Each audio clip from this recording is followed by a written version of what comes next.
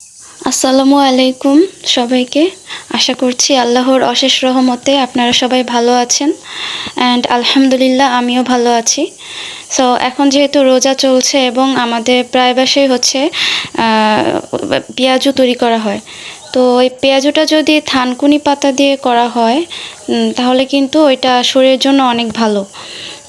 আমরা হয়তো অনেকেই জানি যে হচ্ছে থানকুনি পাতা হচ্ছে বিভিন্ন রোগের সমাধান করে, যেমন হচ্ছে গ্যাস্ট্রিকের সমস্যা দূর হয়। রোজার মধ্যে কিন্তু এই সমস্যাটা অনেকেরই দেখা দেয়। তাছাড়া হচ্ছে ত্বকের উজ্জ্বলতা বৃদ্ধি করে, তারপর হচ্ছে চর্মরোগ দূর করে, অনিদ্রা দূর করে, কোষ্ঠকাঠিন্য দূর করে, তারপর আমাশয় বা আরও বিভিন্ন ধরনের সমস্যা দূর করে। তো এই জন্য হচ্ছে আমরা যেহেতু অনেকেই পেঁয়াজও তৈরি করি, তো সেখানে যদি আমরা কয়েকটা হচ্ছে থানকুনি পাতা নিই, একসাথে ভাজি, তাহলে কিন্তু ওইটা আমাদের শরীরের জন্য অনেক উপকারী। সো আজকে হচ্ছে আমরা বাসায় হচ্ছে থানকুনি পাতা দিয়ে হচ্ছে পেঁয়াজু তৈরি করেছি। সেটা হচ্ছে ভাতের সাথেও খাওয়া যায়, আবার ইফতারিতেও ব্যবহার করা যায়, আপনারা যেভাবে খান। সো আসুন দেখুন যে আমরা কীভাবে এটা তৈরি করি।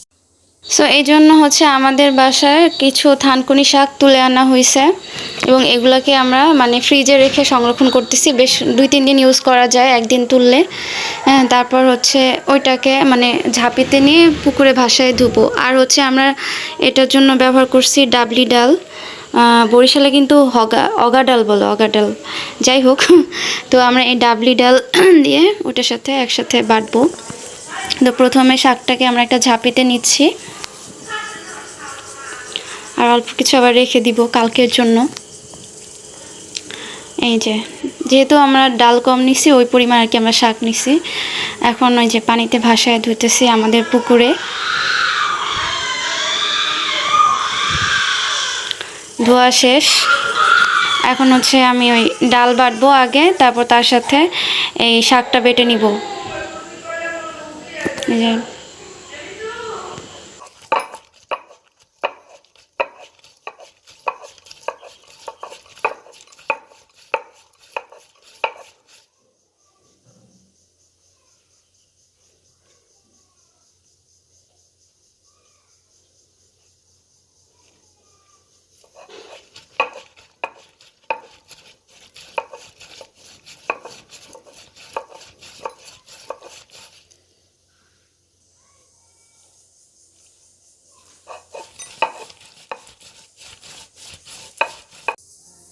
ডালটা 2-3 বার বাটার পর হচ্ছে মোটামুটি একটা মিশ হয়েছে। এই হচ্ছে বাটার পর অবস্থা।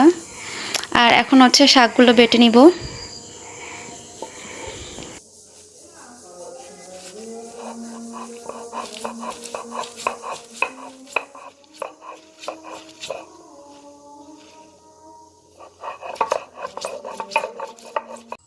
শাকগুলো বাটার পর হচ্ছে এরকম হবে। এখন হচ্ছে আগের বাটা ডালের সাথে এই শাক মিশাবো, আর সাথে কিছু পেঁয়াজ কুচি পরিমাণ মতো, আর হচ্ছে পরিমাণ মতো মরিচ কুচি মিশাবো।